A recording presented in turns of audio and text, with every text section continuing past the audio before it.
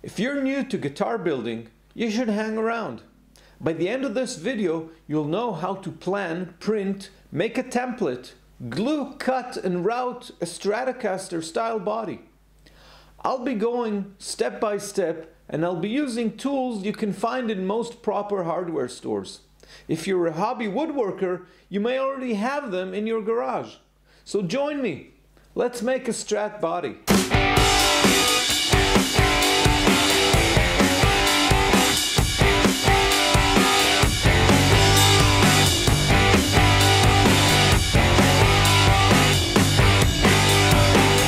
Hi, I'm Yoav and this is the Electric Luthier.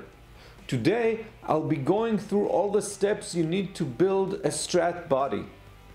Being one of the most recognizable shapes in the guitar world, a Strat body is a complex shape with cavities in both front and back, an overall asymmetrical shape, rounded corners, and comfort reliefs for both arm and body.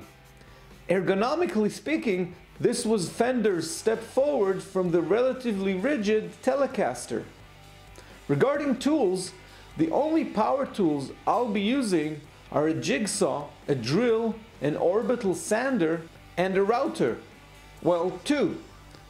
If you have a bandsaw or a drill press, that's even better. The rest are pretty standard wood tools and router bits. I'll also try and give alternative tools and methods whenever possible. Just so you know where I'm going with this, and in case you want to skip ahead, I'll start with the templates. After that, we'll get to the preparation of the wood and gluing the body parts.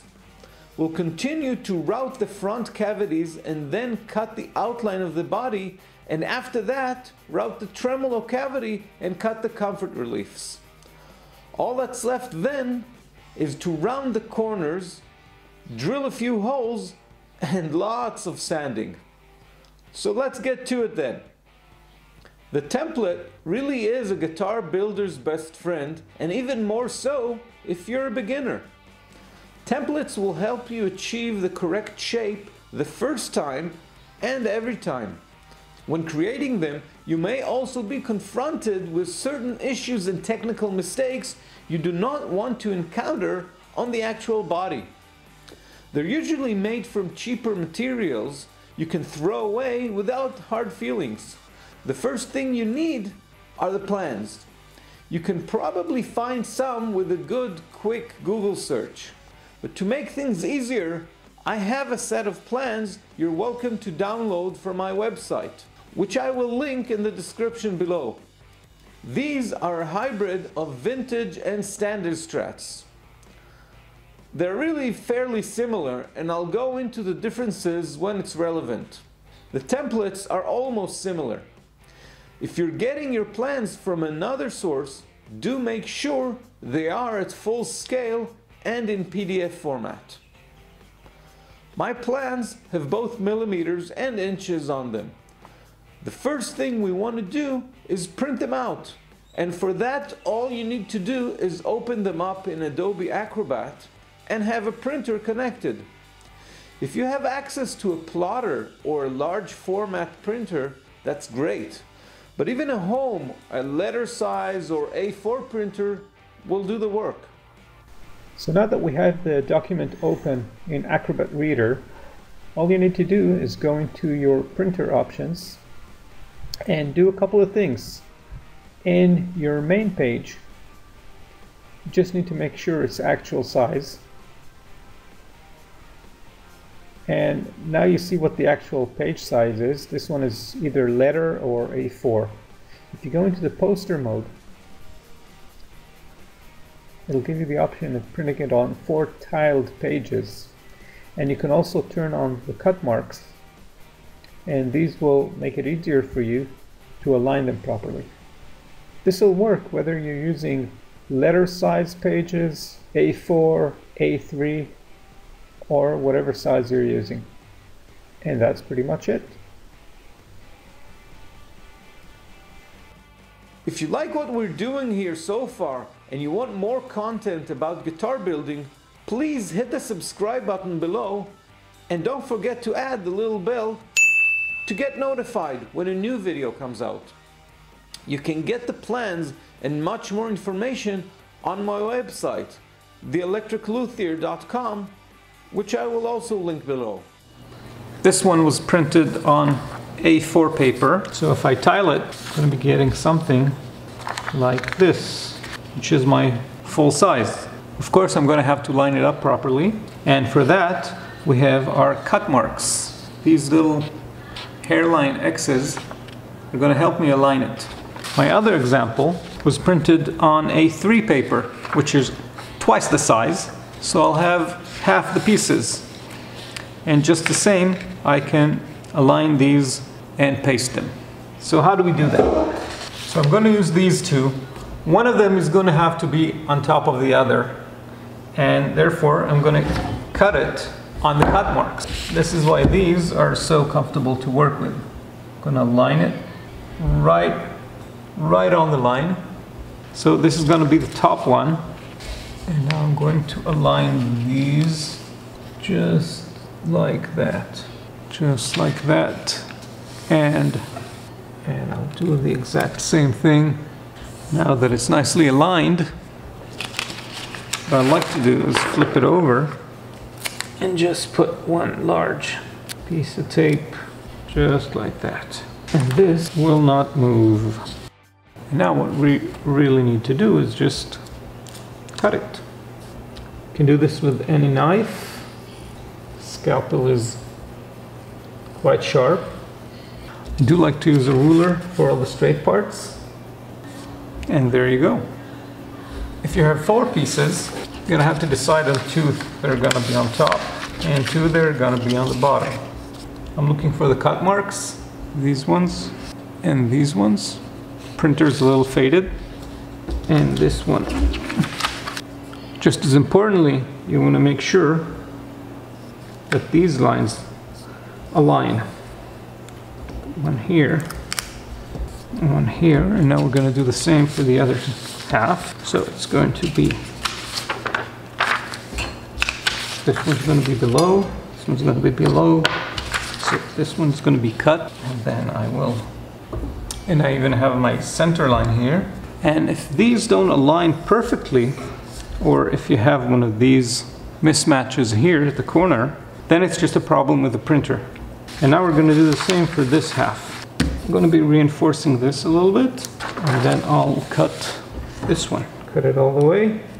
And now it's 2 halves. And there you go. Again, I'll flip this backwards, and we'll cut this one as well. Now if you're the sort of guy who has to have this accurate to 1/1000th of an inch, then you really need to take it into a plotter, and a good one that should be. And you can do this with scissors just as well. And since this is my extra one, I'm going to be using this if I want to give it some more strength, and I want to use this one as for the belly curve. So I'll be reinforcing this way, so when I cut it, it'll stay nice and strong and be waterproof. And now I have a template for the belly curve.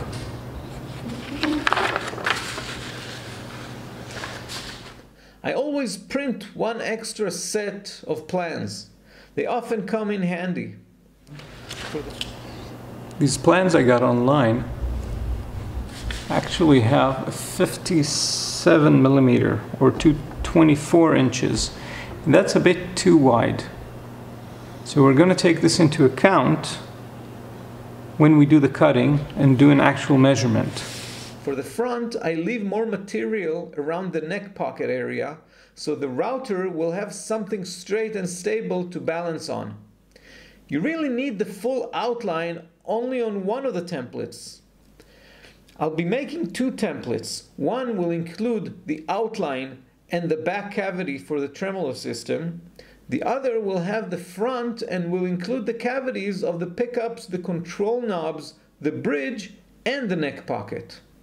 The next step will be gluing the plans to our template material. Adhesive spray is my glue of choice here, and it doesn't deform the paper as white glue or carpenter's glue might. You can also just trace the lines, but I find that cutting out all the cavities and manually tracing, it's tedious. Besides, I like the look of the plan on top of the template. I have a 10mm MDF sheet I'll be using.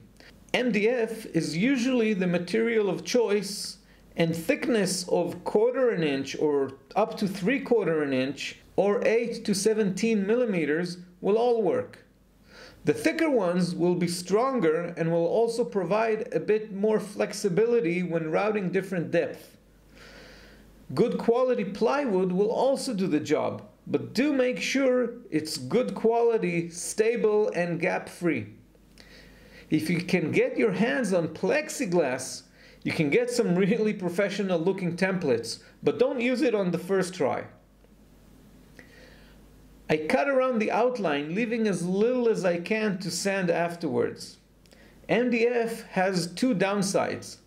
It's very sensitive to water and will swell and deform.